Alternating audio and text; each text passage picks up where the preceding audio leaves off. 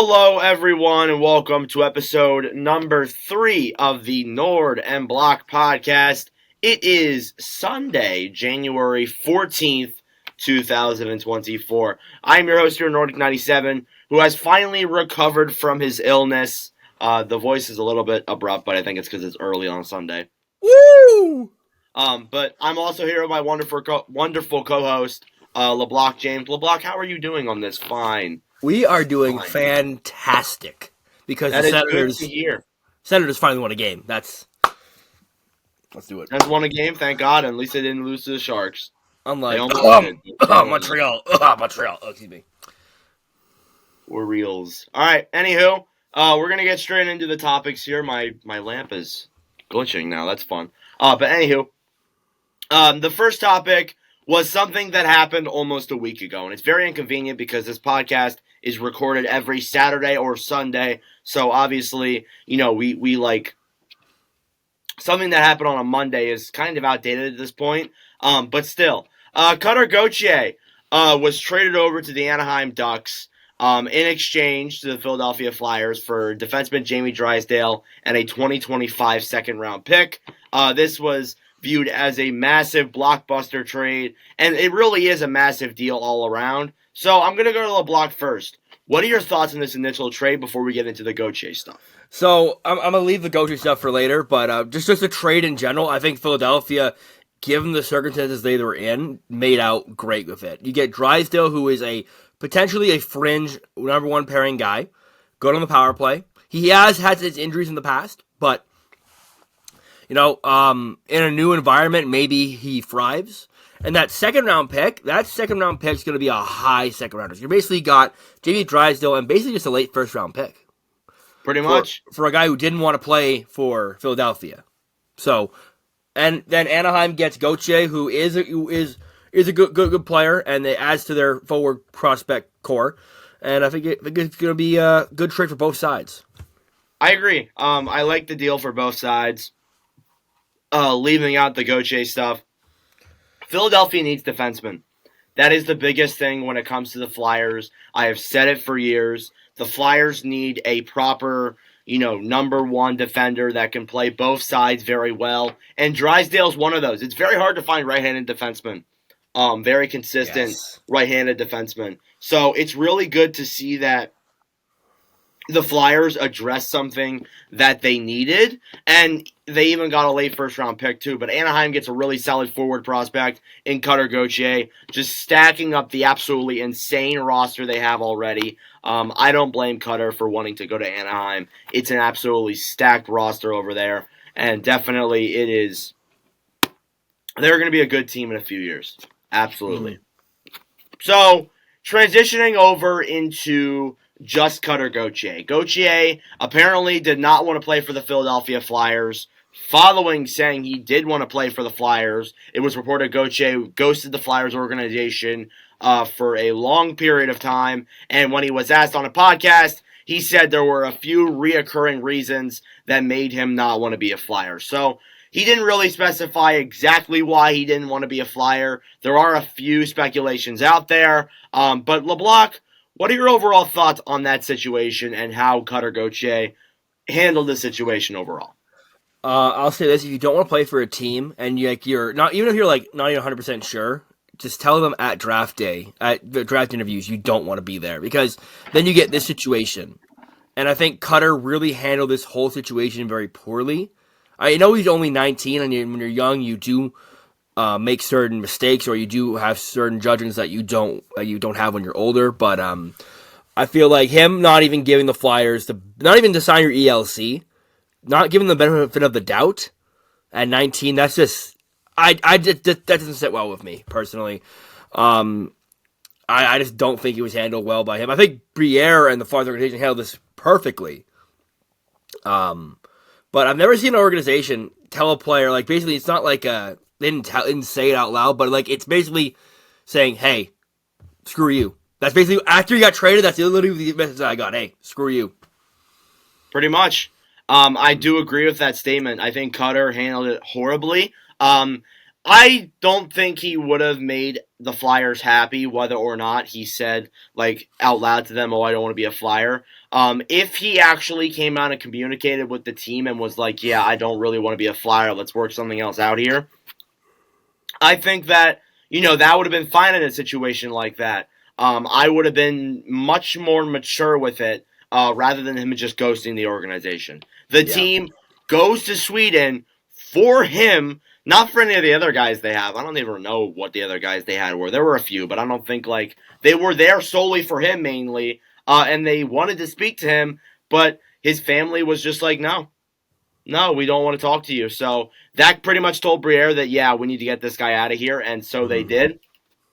And I will say this, I think Briere handled the situation very, very well. For a rookie general manager who's in his first season as being the GM of this team, I think he's handled it very well. And I think that, even though he didn't want to play, and that's not great at all, I think they handled it very well. And that should be a massive win for the Flyers when you look at it from that scenario.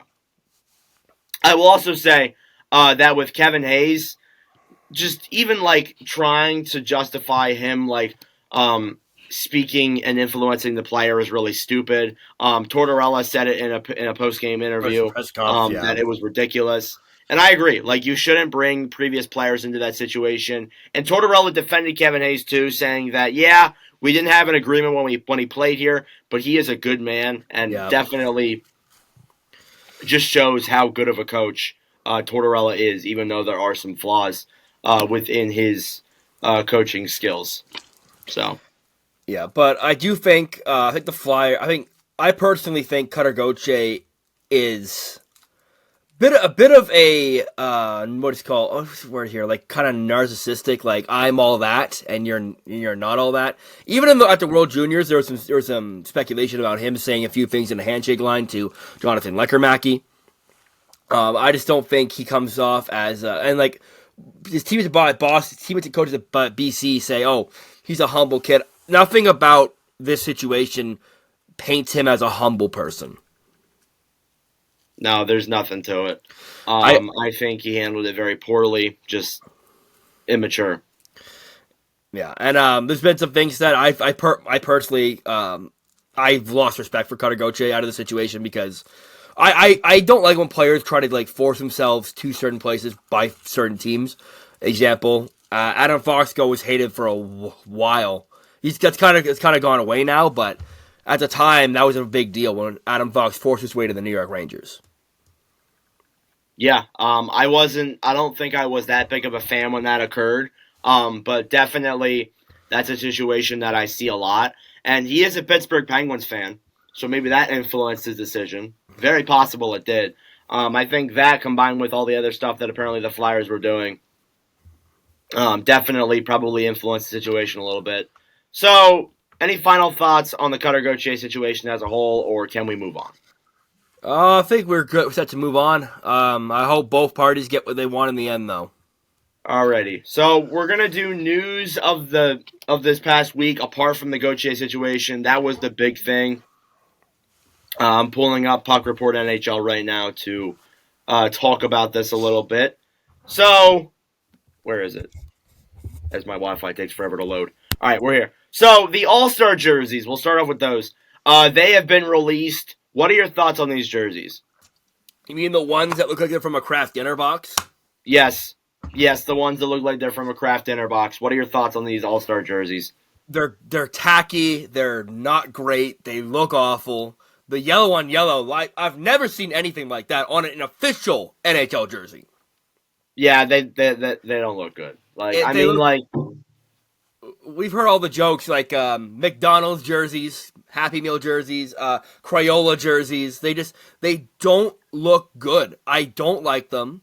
I can see why certain people would like them, but I'm not one of those people. I just don't like it. And this is Adidas' final year as the provider for these jerseys. Like, you know what? Let's go. You know what? Someone else can take it. We'll give it to Justin Bieber, and him and Matthews can just make some design.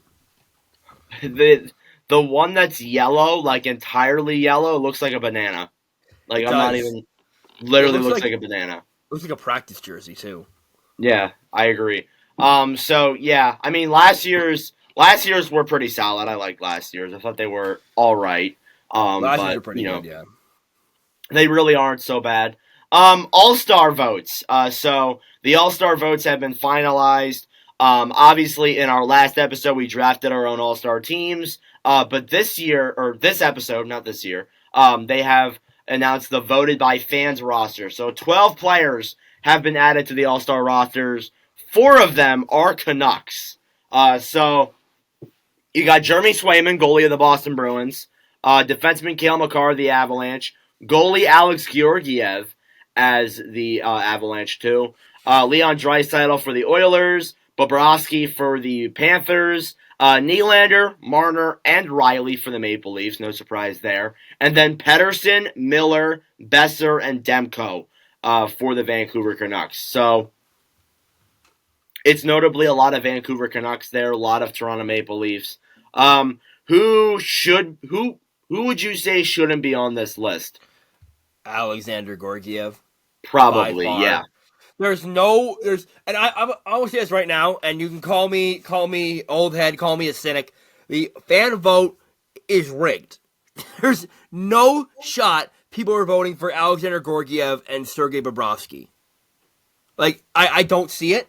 And the 4 players in Toronto, I think Morgan Riley doesn't deserve to be an All-Star personally. But it's in Toronto. I get why it was like that. The Vancouver guys, they deserve to be there. But, yeah, I just don't think I think the fan vote's a waste of time. It just gives the NHL free publicity. Excuse me. Yeah, free publicity, for sure, is definitely the biggest thing out of that. Who should be on this list that isn't, in your opinion, off the top of your head? Zach Hyman. Hyman, for sure. I agree with that. Anyone else? Not that I can think of right now, but yeah, I think Hyman got snubbed. I can't think of anyone else who I would put in over there. That's pretty much about it, yeah. Yeah, basically. Another news here in regards to the Columbus Blue Jackets. Elvis Merzlikins said he won't tolerate being relegated to a third goaltender. Didn't get to the point where he requested a trade, but said it's mutual agreement with team that a new scenario may be necessary. He hasn't played since December 29th.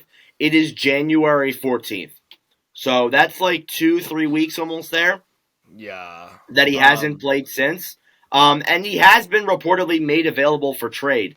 And he's signed through 2027 at a $5.4 million average annual value. Now, at the end of every episode, we're going to start talking about trade deadline stuff. I want to ask LeBlanc this question. Who is a team right now that you think Merzlikins could fit in well with? Or who is a team that Merzlikins or would want Merzlikins?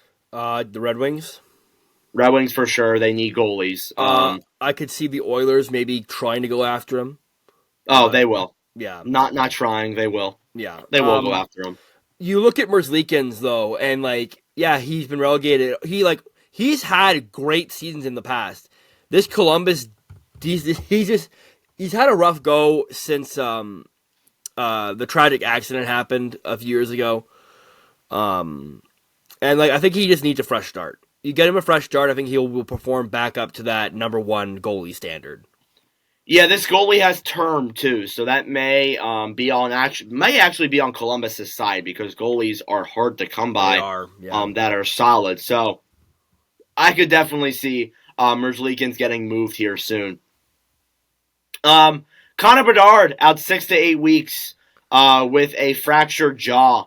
If you guys saw the play, you'll probably have seen it. We talked about it in the last episode. But does this change the Calder race at all for you? No. No. Not at all. I'm very confident that Bedard will still get it. Really? All right. Well, that's interesting. Corey Perry, eligible now to return to the NHL. He met with Gary Bettman. We don't know, what it was that he was, terminated for. It was not Connor Bedard's mom. It was not, okay? But he is eligible now to return to the NHL. There have been teams that have looked into him. What is a team that you think could go out and get Corey Perry? The Ducks. Anaheim. That'd be a good coming home story. But I look at a team who needs Corey Perry. I'm looking at younger teams. I don't think any contender is willing to take that risk right now. So you're looking at teams like San Jose. San Jose maybe goes back to Montreal. Calgary can maybe take a chance on him. I've heard rumors in Ottawa that they've looked at him as well. So Yeah. But I think the Anaheim seems like the perfect situation for Corey Perry. Yeah, I think veteran presence. Yeah, he's also nearing the end of his career as well, so definitely you want to look at that. Speaking of Anaheim, the final news here that I have at least, Trevor Zegras out 6 to 8 weeks with a broken ankle, and Pavel Mintyukov out 6 weeks. Just decimating the Ducks even more. Why don't you? It sucks. Mintyukov was having a great season. Like I thought he would have been a Calder knob if he didn't get injured. I think. And then Trevor Zegras, what a rough go for Z. Like he was injured to start the year, and then he got injured again, and now he's out 8 weeks.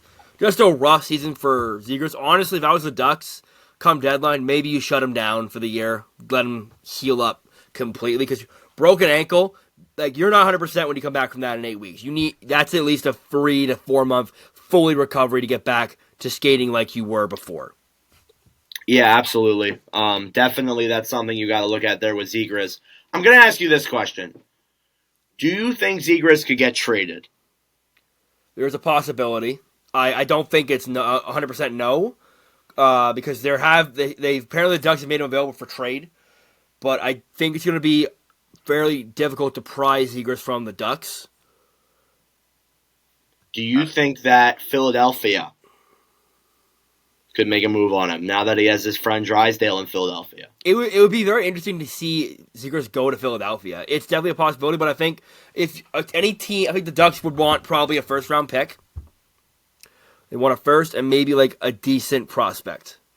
Or a second and a decent prospect. Now, I can't imagine him going to Philadelphia because of one person. John Tortorella would rain hellfire on that kid. Absolutely. So I that's why I don't see it happening. It's been talked about. I've seen it pop up in rumors a little bit with Zegras being moved and his best friends now in Anaheim, now in Philadelphia. So that's what I'm thinking there with that situation. I just don't think it could happen with overall just Tortorella. So, finally, I got one more thing. The Blackhawks have re-signed Nick Foligno to a 2-year contract. Foligno, it seems like he's going to be around for forever, just at this point. He's been around for a long time, and he's probably going to be around for 2 more years. That's fun. I love Foligno. He was drafted by Ottawa, so I have fond memories of Foligno. I've always loved Foligno's game. Him and his twilight, like mentoring these young kids in Chicago, plus getting the bag. Like that's got to be. Yeah, he may not get a cup, but I think he's there for the long haul for the mentorship. Maybe it transitions to a front office role at the end of his career. We'll see. Yeah. Just one more thing I want to go back to Trevor Zegras real quick for one more thing. The favorite, I think, to land Trevor Zegras, if they want to do it, is Montreal. Yeah, Montreal, I've actually seen in rumors, too, with Cole Caulfield, too. Mm-hmm. Definitely that could be happening as well. But, yeah, that's all I got for news, unless you have anything else. I can't. Oh, there was a Kevin Weeks tweeted that Markstrom might be available for trade. Oh, I heard that as well. But then nothing came after. Too. Kevin Weeks is known for tweeting like eye emojis and then not respond, and then crickets. Very true. Very true. Very true. So he's just fooling with us at this point. But anyways, yeah, that's all I got for news. We're going to move on to streaks, whether it's winning streaks or losing streaks. We have a few to talk about here. There have been some teams, more specifically in the Western Conference, that have been red hot. We're going to start off with a team that lost their winning streak yesterday to the Flyers. I want to talk about the Winnipeg Jets here for a little bit because even though they did lose their winning streak and their point streak, they're still a very good team. So let me pull up their schedule here real quick, and we'll go game by game.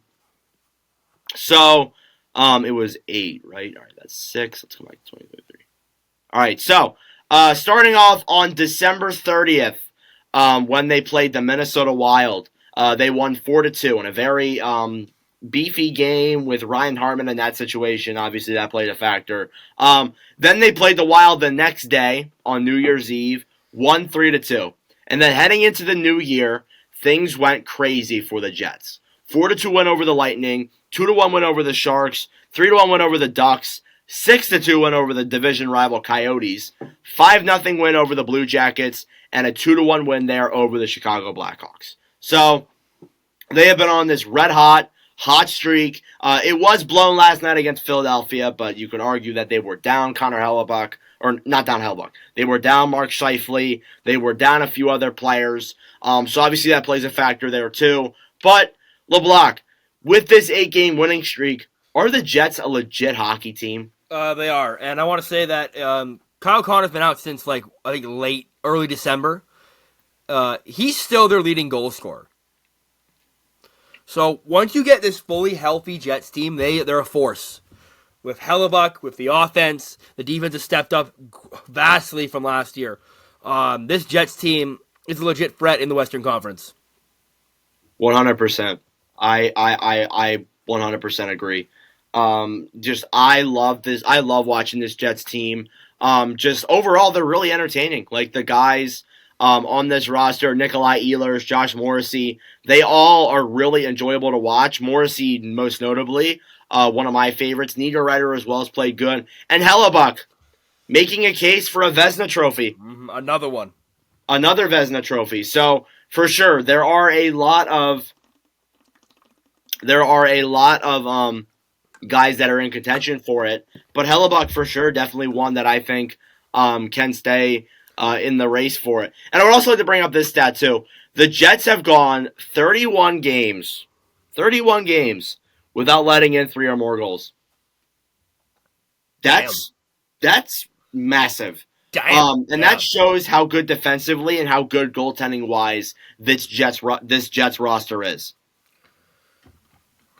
I feel like you see this a lot in hockey where teams that are struck with a hardship. I'll give you an example. In 2017, when Nicole Anderson got diagnosed with cancer, the team rallied around Craig Anderson and then went on a huge winning streak.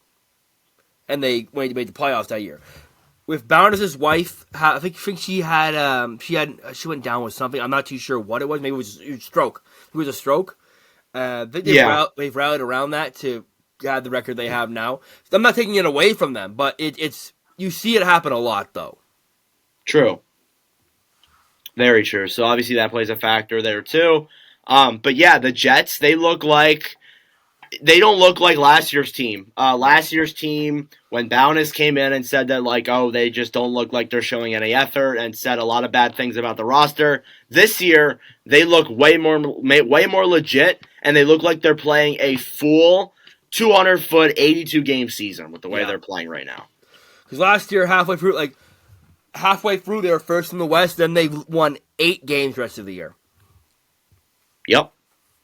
So it's a shock they even made the playoffs. They got such a huge point lead, and that was why they fall off pretty much. Yeah. So yeah, I really enjoy the Jets, and I hope this keeps going. They're one of my favorites to watch in the NHL, and hopefully that they'll keep playing the way they are. Mm-hmm. All right, so moving on now to another winning streak, the Edmonton Oilers. When they lost to the Sharks, they were 2-9. They were last in the NHL at that point. Mm-hmm. They were in a horrible spot. Now they are 16th in the NHL, and they're slowly creeping up on third place in the Pacific Division. Not even slowly; they're a point behind the LA Kings, who we will talk about later on in this podcast. But the Oilers have won 10 straight games. They are 10-0.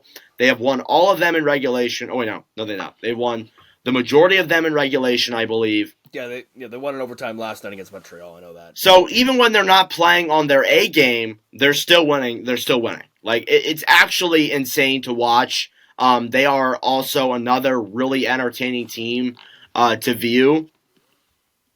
Let's go back here and take a look at their win streak. So it started off on December 21st. Playing the New Jersey Devils, they won 6-3. Then they played the Rangers the next night. Do you have any idea how hard it is to play the Devils, a very solid Metro team, and then go and play the Rangers, one of the best teams in the NHL, and win both of them? That is huge. Back-to-back nights, too. That's crazy. Huge. Then they went on the California road trip. They didn't give up any games, which sometimes is very hard for teams to go on the California road trip and win. 5-0 win against the Sharks, 3-2 shootout win against the Kings, and a 7-2 win against the Anaheim Ducks to wrap out the month of December and the halfway point in that 10-game winning streak. Then they played the Flyers. The Flyers at that point, a very good team, still very good team. They won 5-2. Then they played the Ottawa Senators, won 3-1. Then they played the Blackhawks, won 2-1. Notice how in both of these winning streaks for the Jets and the Oilers, the Blackhawks have played them and have lost by only 1 goal. Yeah. Just would like to keep that in mind. And I believe the one game, actually I think both of them were without Connor Bedard. So Yes. take that into consideration. Then they had back-to-back overtime wins, a 3-2 win against Detroit and a 2-1 win against Montreal. And that wraps out the 10-game winning streak. They played Toronto on Tuesday, followed up by Seattle. So if Seattle's win streak continues and the Oilers' win streak continues, the streaks could collide at that point. It's going to be primetime television. I'll tell you that Oh, right now. for sure. But it's at 10 p.m. It'll be primetime television on the West Coast, I'll tell you that. Yeah, prime time on the West Coast. Absolutely. So, yeah, just like overall, like the Oilers are playing really good hockey. And again, if there was one team that we said would come back from a 2-9 record, it was the Oilers. Yeah. 100%. I always say, I will never doubt McDavid. I will never doubt McDavid in my life. McDavid, 37 games played, 57 points. Yeah, that's crazy.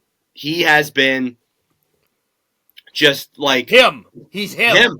He's literally been him. It's actually mind-boggling to watch play some of the games because he's just so far ahead of everyone else, and that is why he's still the best player in the NHL. Mm-hmm. Undisputed, in my opinion. Just unreal. Yeah. There's no argument here. McDavid's the best player in the league. Yeah, and it looks like the goalies have been much better, too. Stuart Skinner, 29 games played, 18-9-1, 2.63, .903. He's been, since the Sharks game, he's been one of the best. I think he's top 10 in save percentage since the Sharks game that happened. Yeah. So he's really bounced back. I know I went to go see a game in Vancouver early in the season where Skinner was just absolutely brutal. Like, yeah, he couldn't stop a beach ball. But this year he seemed to have just really turned things around, and it's great to see, for sure. And I hope that continues for this roster overall. But yeah, I really like the Oilers the way they're playing. I think that this 10-game winning streak is very impressive. And now, if they win their next game and the Kings keep losing, they will be in a playoff spot. So definitely something that would be a massive win there for the Oilers. I think they still are. I think they'd be top 3 in the Pacific if they. Speaking of the LA Kings, I want to lead on this one. The LA Kings have lost 8 games in a row. 8 straight. And it's not my brother's a Kings fan, so I get to hear this. So it's quote, it's not that they've lost 8 in a row, it's how they've lost these 8 in a row. I think 6 out of the 8 losses, LA had a 2-0 lead, and they've blown it.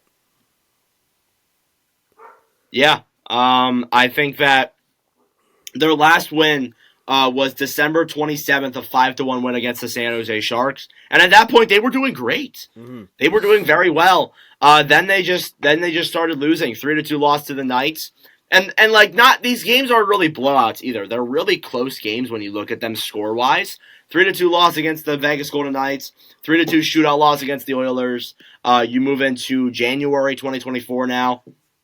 3-0 loss against the Leafs, 4-3 shootout loss against the Red Wings. And then the really concerning part for me is that the next 4 losses are on the road. Yeah. And they were great on the road to start the year. Team. Yeah, they were great to start the road in the year. Losing because they had like the most like road wins to start a season ever. Yeah.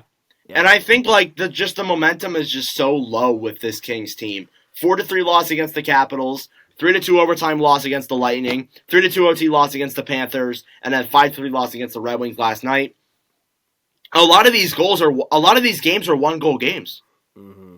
But a lot of them too are also blown 2-0 leads, blown leads late in the third. They it just seems like momentum's so low with the Kings right now, and it's just like it's hard to watch. It's really hard to watch. Yeah. Defensively, they've looked awful the past 8 games.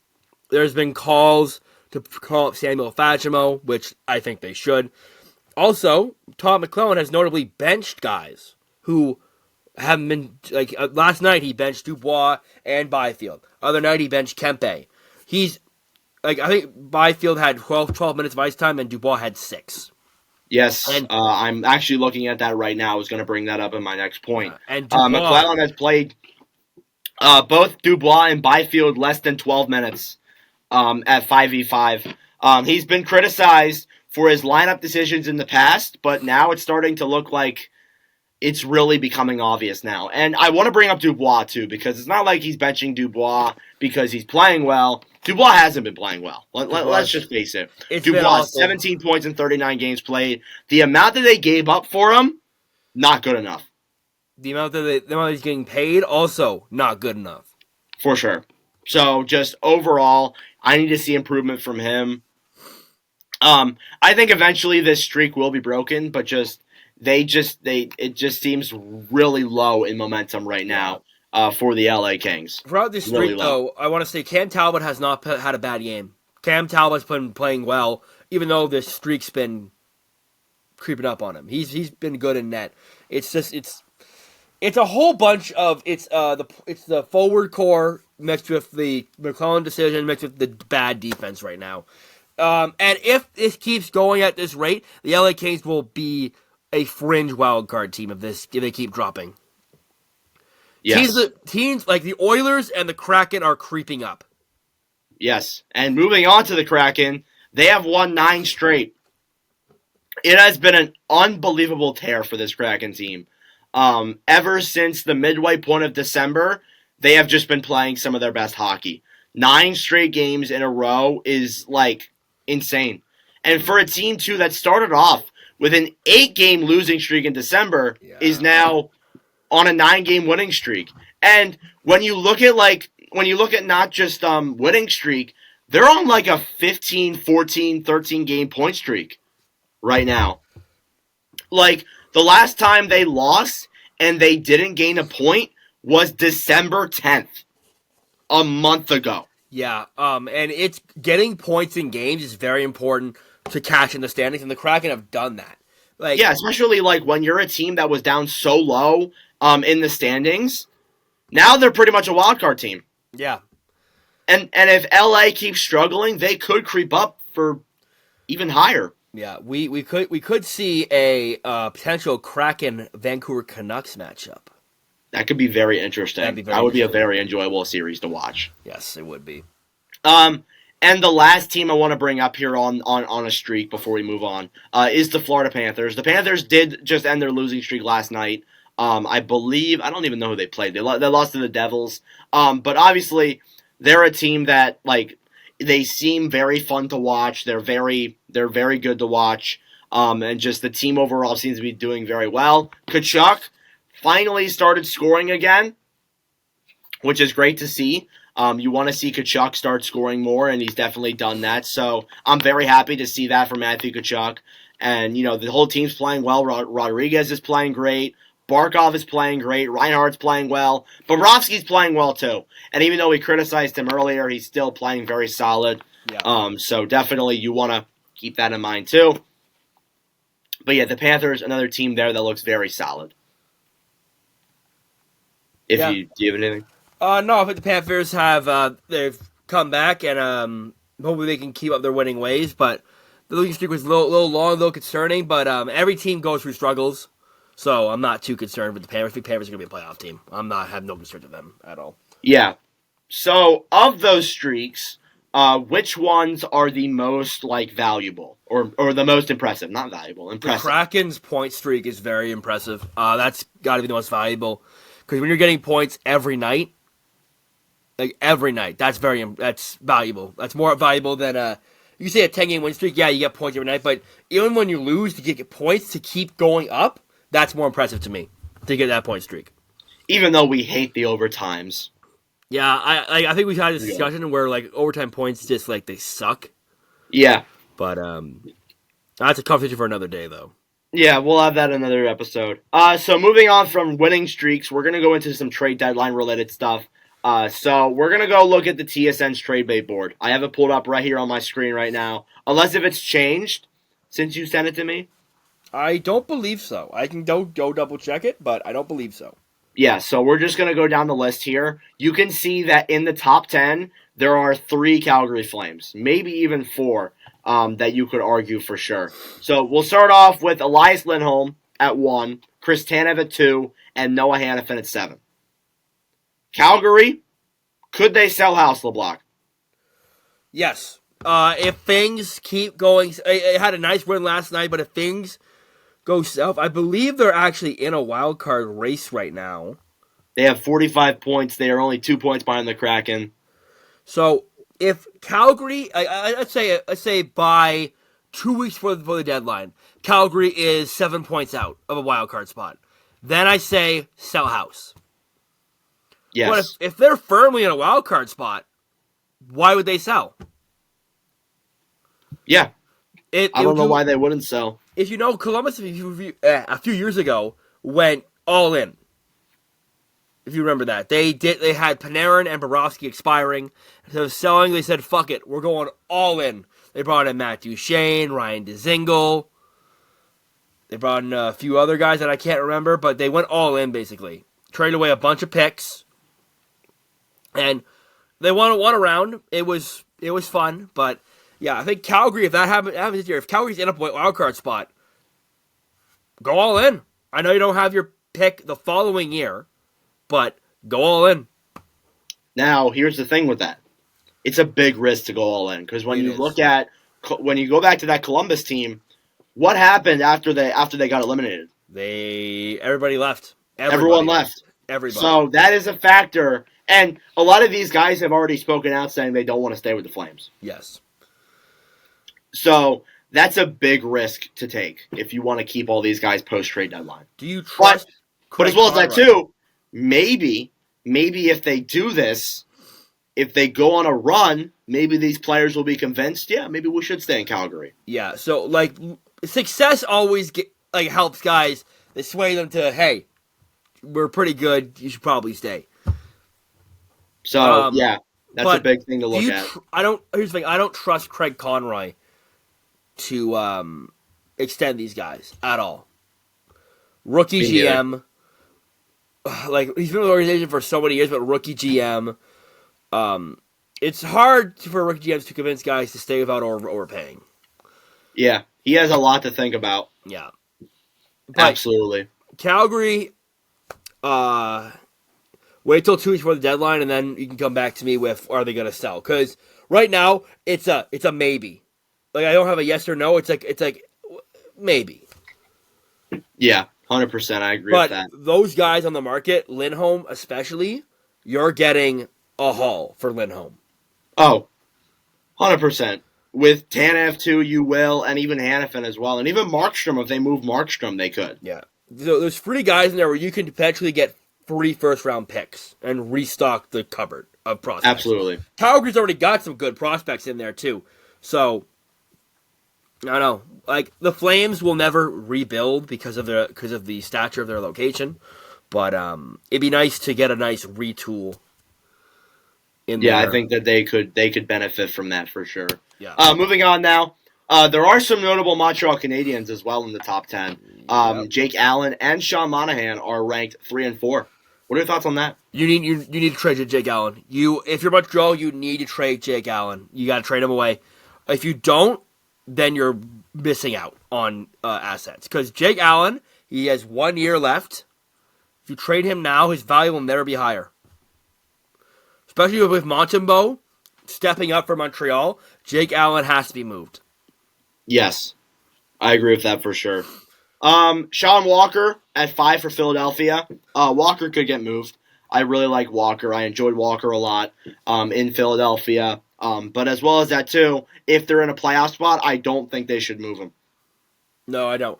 I don't see why Philly would move him personally, because I'm not close to his situation as you are, but I just think Sean Walker's a nice second pair defenseman. Yes.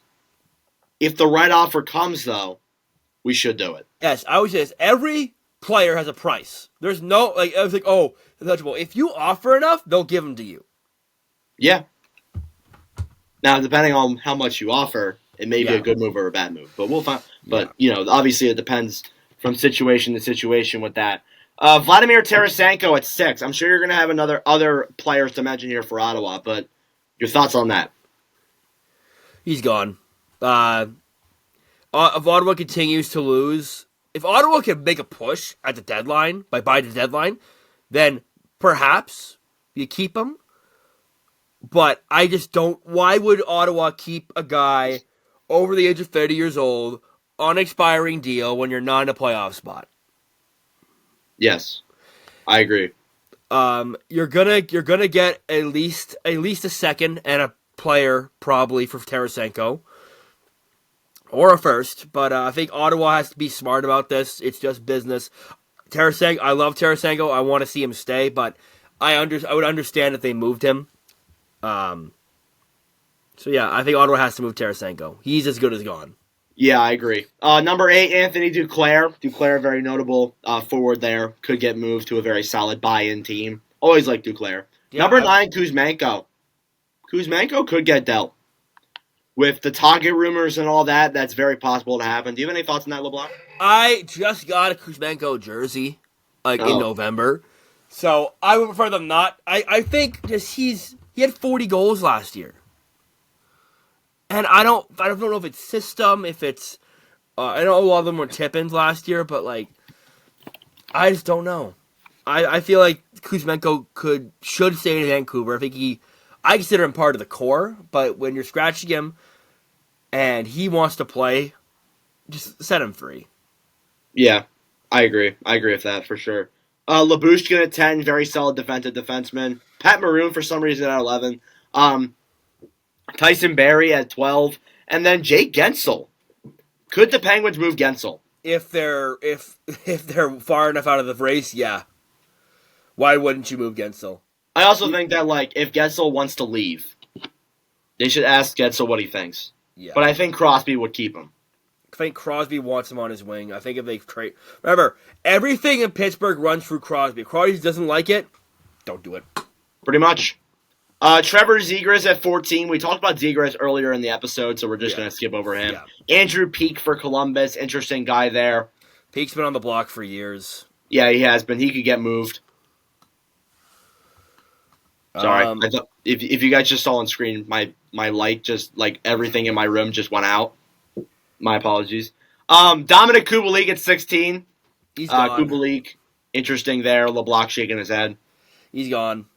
He gone. Yeah, he gone. Jacob Markstrom at 17. We talked about Markstrom a little bit earlier, but I'm going to say I think it's unlikely they move Markstrom unless Markstrom wants to go somewhere and win. Yeah, unless Markstrom wants to. Because I believe he still has term. He does, and I think the Devils would be a prime destination for Markstrom. Yeah, same with John Gibson for the Ducks. But Gibson's been on the market for years as well. Yeah, every summer we get the Gibson trade rumor, and a team that always comes up is Pittsburgh. Yeah, Gibson's always in Pittsburgh talks. Adam Henrique there too, and then finally I'll end off with this guy, Riley Smith for the Penguins. Right, so Henrique's been on the block for years. Riley Smith was an interesting one. Oh yeah. I'm actually on the trade bait board, and it actually got updated since really? You said. Yeah, so I'm going to say the guys that you didn't say. So at number 4, at number 5 is actually Caden Primo. Oh, yes. Primo could get moved for the Canadiens. Yes. Primo had a really good game the other night, too. Against Philly. Yeah, that was a tryout game. I feel like you're trying to... He's 24 now. He was a 7th round pick. He's always been Montreal's next next goalie, but it hasn't really worked out. Yeah, no, it hasn't. So I think that Primo could get moved. It's a big possibility for him there, too. Yeah, I don't know if you said this yet. Nick Seeler at 7. Yeah, Sealer moved up a lot. He was 22 on the list that I have here. Sealer could get moved, too. But that's only if Philadelphia wants to sell. Yeah, I don't know if you said Philip Broberg.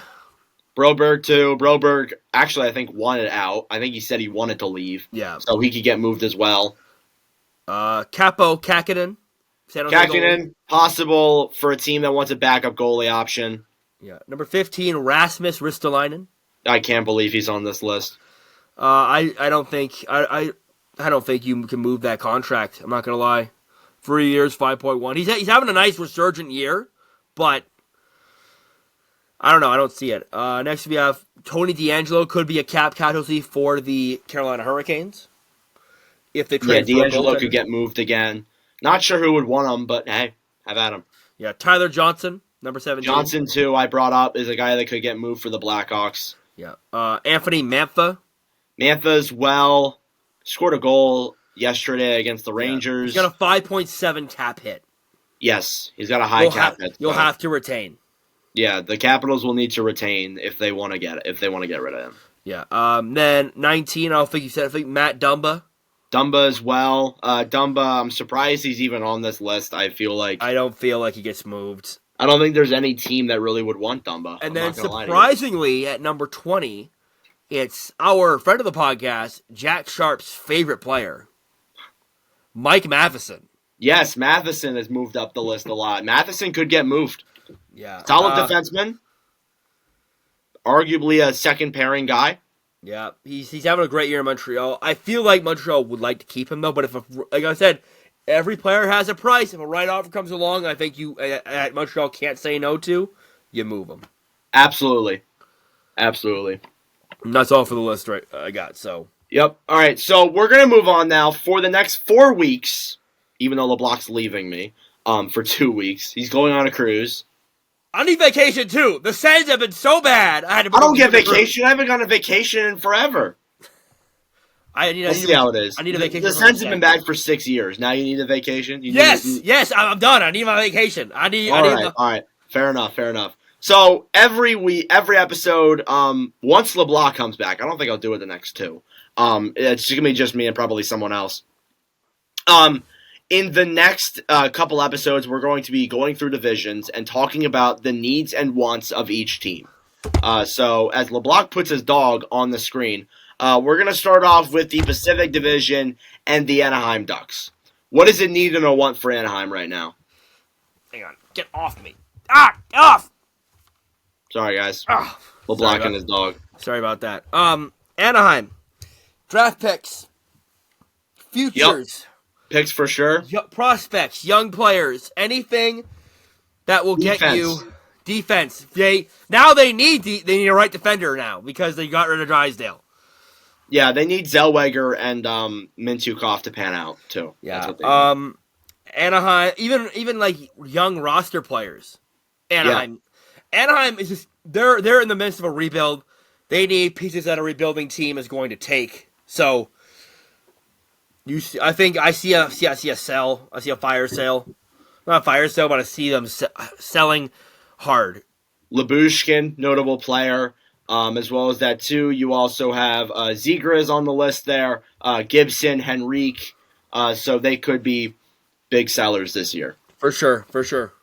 Calgary. I think with all the guys on their roster, they should just want picks and prospects. Picks, prospects, maybe young roster players. There's been rumors. I want to play in Calgary. Calgary honestly might be if they drop out. I think it could be a fire sale. I think I see guys who might not see move like Mangiapane, Mackenzie Weegar's been in rumors too. He has a massive contract though. Yeah, Igor Sharangovich is heating up. He might be able to be moved. Yeah. Lindholm for sure. AJ Greer could be a nice fourth liner for a team. Absolutely. And then Edmonton. Chris Tannen, and then yada. Dan Vladar would be able to be moved. Dan Vladar as well. Sorry, I'm moving on too fast. Edmonton, impact players. Yeah. Goalie? I look at goalie, Maybe not, though. defenseman. Skinner's been good.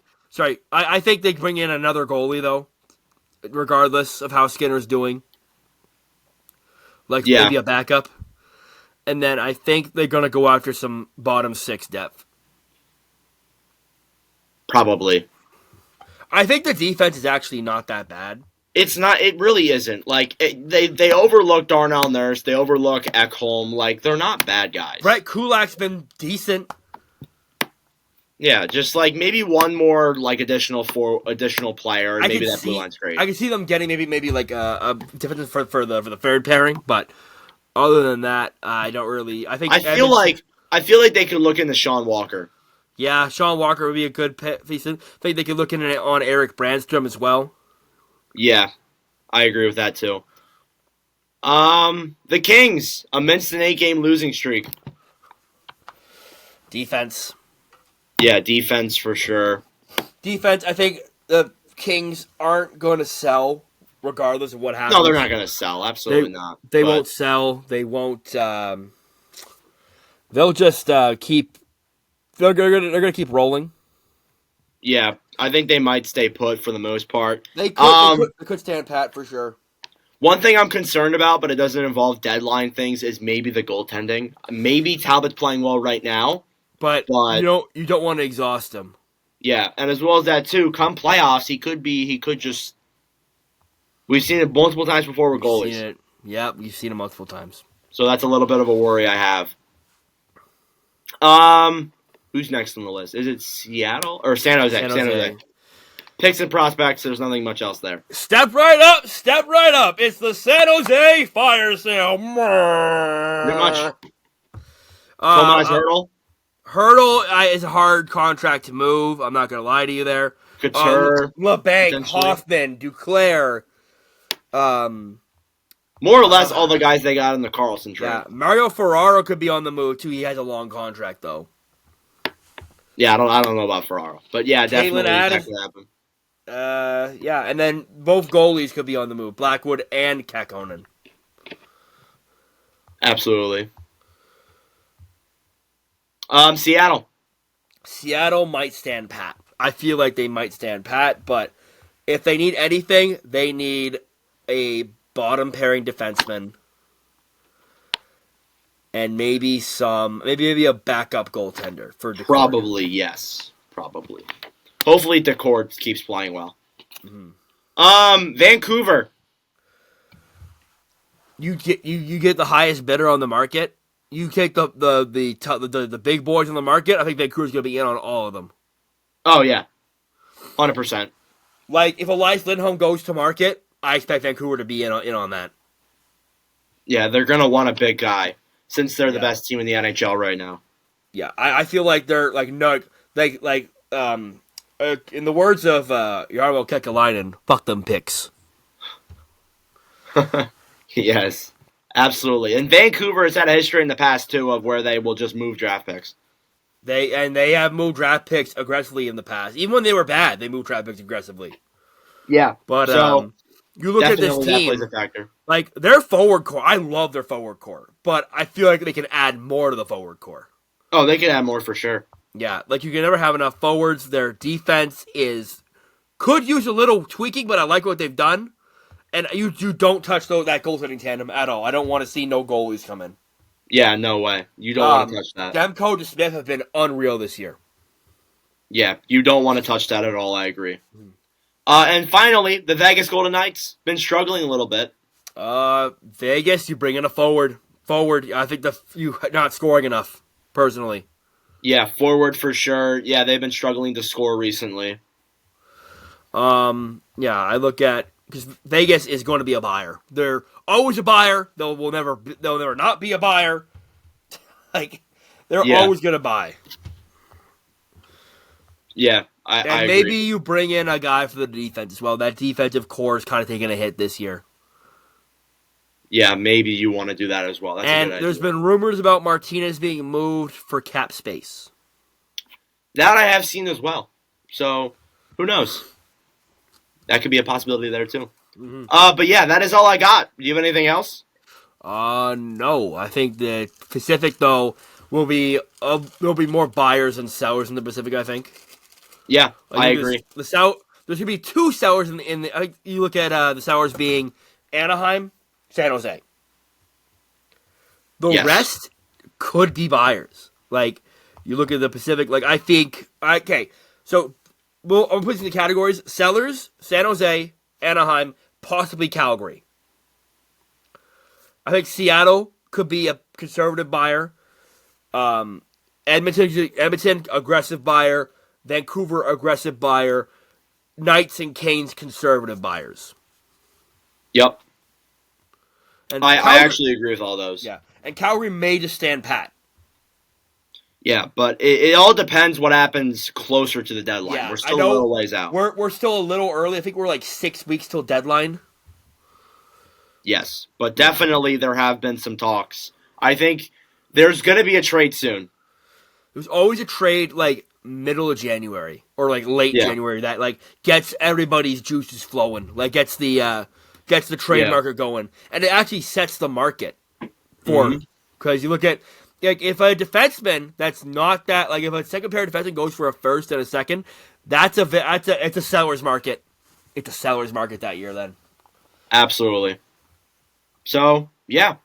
Well, that concludes episode number 3 of the Northern Block podcast. Woo! Done 3 episodes. LeBlanc will not be here for the next 2. I'll be in the LeBlanc is going on vacation. Caribbean, sunglasses on, Hawaiian shirt, Epstein margarita. Island. Don't say that shit. Anywho, thank you all for listening or watching. We greatly appreciate it. Next episode, it will be just me, or I will have someone else on. But anyways, thank you all very much for watching or listening, and I will see you guys in the next episode. Ciao. Adios.